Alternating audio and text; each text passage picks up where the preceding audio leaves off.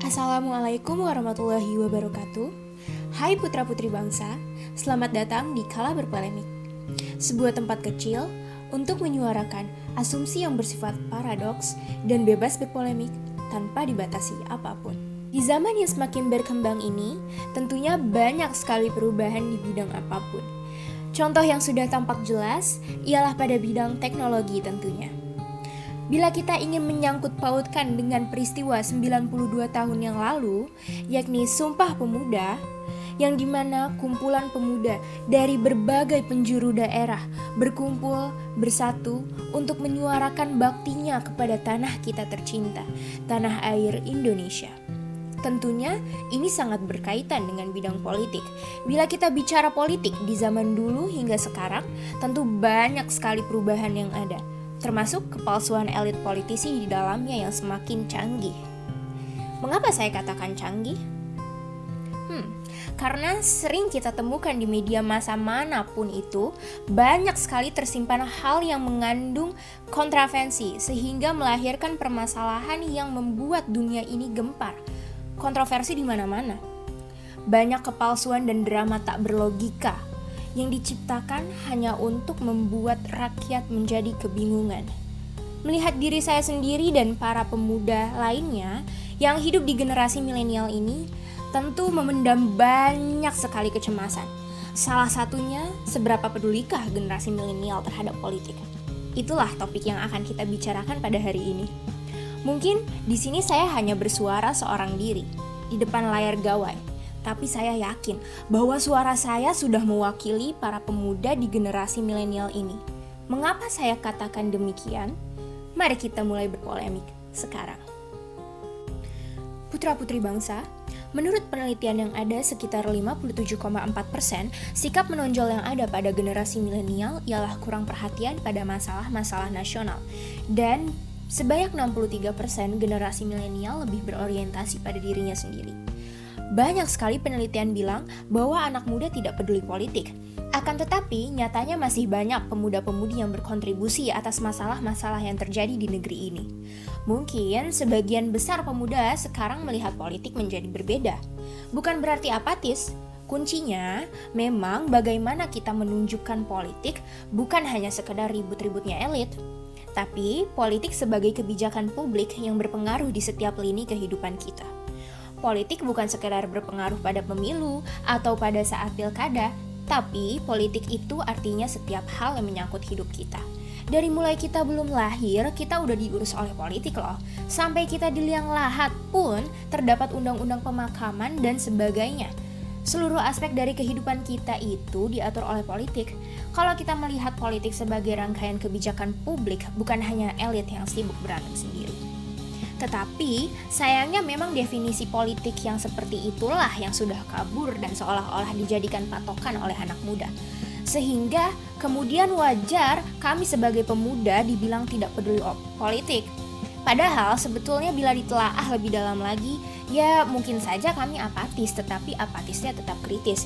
Kerap kali terjadi sebagian besar pemuda memisahkan antara urusan politik dengan sosial. Padahal kenyataannya keduanya tidak bisa dipisahkan. Contoh nyata di zaman sekarang ini, yang akan dilakukan oleh millennials, yakni ketika ada permasalahan ekonomi contohnya. Pemuda akan berlomba-lomba untuk membuat startup, bukan berusaha masuk ke dalam sistemnya untuk memperbaiki kebijakan undang-undang atau perbajakan lah contohnya. Ketika kita melihat ada masalah ketidakadilan, bukan datang ke kantor partai politik untuk mengadukan, tapi malah bikin petisi di change.org atau sebagainya lah. Jadi ya banyak milenial sekarang beranggapan bahwa urusan politik dengan sosial ialah urusan terpisah. Padahal apa yang kita lakukan itu ketika kita bersuara, ketika kita membubuhkan tanda tangan di petisi, itu kita sudah melakukan tugas politik kita loh guys. Ketika kita merasa negara saja tidak cukup untuk mengurusi warganya, tapi warga negara yang berdaya bahkan bisa punya kekuatan lebih dibandingkan aparat negara yang mungkin saja tidak peduli dengan warganya. Jadi yang kita lakukan itu sebetulnya politik, tapi ya memang agak sulit untuk membuat pemuda melihat politik bukanlah sesuatu yang menjengkelkan begitu. Bagaimana tidak, ya banyak sekali drama epik yang diciptakan elit-elit politisi. Jadi gimana caranya sih biar kita nggak muak dengan politisi gitu? Gimana caranya kita nggak muak dan merasa jengkel dengan kelakuan elit-elit yang kerap kali mengatasnamakan kita ketika mengambil berbagai keputusan hanya untuk memperkaya diri atau kelompoknya gitu. Capek ya, memang rasanya bila harus menerima kenyataan seperti itu tuh capek banget. Tapi kalau kita terus-terusan capek artinya kita kalah. Ketika kita melepaskan tanggung jawab kita, ketika kita melepaskan apa yang seharusnya bisa kita lakukan, dan itu diambil alih oleh orang lain yang kerap kali dibilang demi bangsa dan negara. Putra dan putri bangsa sudah sepatutnya kita menciptakan dan menggerakkan sebuah perubahan baru untuk bangsa kita ini. Hal kecil, berani menyuarakan pendapatmu dan memiliki pemikiran yang kritis. Terkadang memang suka terjadi sih ketika kita berpikir kritis dan berbicara kritis, disebutnya wah tidak mau ada persatuan. Padahal rasanya aneh ketika yang kalah masuk ke gerbong yang menang dan lagi-lagi atas nama rakyat dan negara. Tapi itulah kenyataan politik kita. Dan itulah yang seharusnya berusaha kita bersihkan atau kita jernihkan. Sudah seharusnya kita sebagai anak muda memiliki kesadaran penuh untuk bisa membedakan berbagai kekonyolan itu kekonyolan yang dilakukan oleh segelintir elit yang seharusnya tidak mengubah niatan kita untuk mau memperbaiki negeri dengan berbagai cara gitu. Dan sudah seharusnya kita melihat berbagai kejahatan itu sebagai kejahatan, bukan malah justru memaklumkan berbagai perilaku itu. Kerap kali saya melihat media massa ataupun sosial media yang sedang membahas isu terhangat, misal tentang korupsi.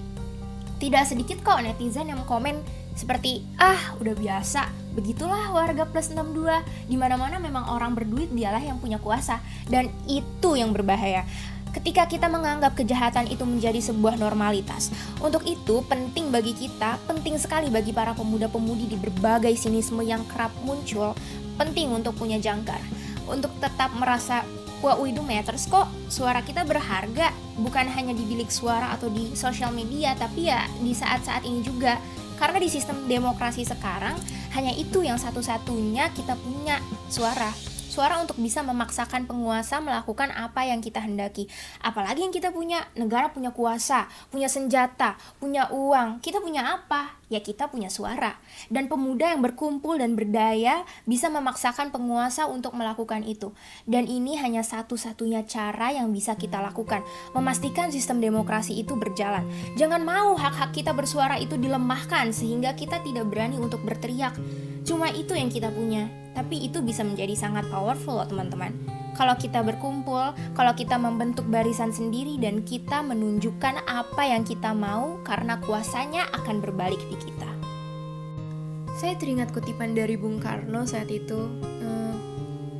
Beliau bilang seperti ini, beri aku 1000 orang tua, niscaya akan kucabut Semeru dari akarnya. Beri aku 10 pemuda, niscaya akan kuguncang dunia. Di sini terlihat jelas sekali ya bahwa memang sedari dulu pemuda-pemudi yang kita sebut sebagai milenial sekarang di generasi milenial ini dan terlahir sebagai agent of change atau agen perubahan sosial merupakan harapan masyarakat Indonesia, khususnya harapan bangsa untuk menjadikan negara ini, menjadikan Indonesia ini menjadi lebih sejahtera, lebih maju dan ya lain sebagainya. Mungkin banyak sekarang millennials yang terlalu banyak menaruh harapan kepada orang lain. Contoh saja menaruh harapan kepada negara. Ya sah-sah saja sih sebenarnya menaruh harapan kepada negara, akan tetapi ya sedikit-sedikit saja gitu. Seperti yang kita tahu gitu, terlalu banyak menaruh harapan kepada orang lain pasti akan membuat diri kita kecewa. Jadi sebetulnya kita harus menaruh harapan ke siapa gitu. Jadi ya taruhlah harapan pada diri kita sendiri. Bila kita bertanya kepada diri kita sendiri, kita bisa apa sih? Kita bisa melakukan banyak hal loh guys. Kita bisa melakukan apa saja, kita bisa melakukan hal apa saja asalkan kita berkumpul, merapatkan barisan, menjaga kekompakan, dan tidak terpengaruh oleh suara-suara setan, suara-suara berhala yang berebut kuasa. Kita bisa apa akan menjadi mantra atau value kalau kita betul-betul percaya pada kekuatan diri kita sendiri. Itu yang namanya politik. Jadi, ayo putra-putri bangsa, jangan lihat politik sebagai rame-ramenya elit. Jangan lihat politik sebagai berantem-berantemnya aja, ribut-ributnya aja. Politik adalah ketika kita bisa menggunakan tangan, bisa menggunakan suara kita, dan bisa menggunakan daya kita untuk mengubah negeri kita tercinta ini. Mengubah ke arah yang lebih baik tentunya. Kalau berpolemik undur diri, Assalamualaikum warahmatullahi wabarakatuh. Salam putra putri bangsa, pemuda tangguh, kita pasti bisa.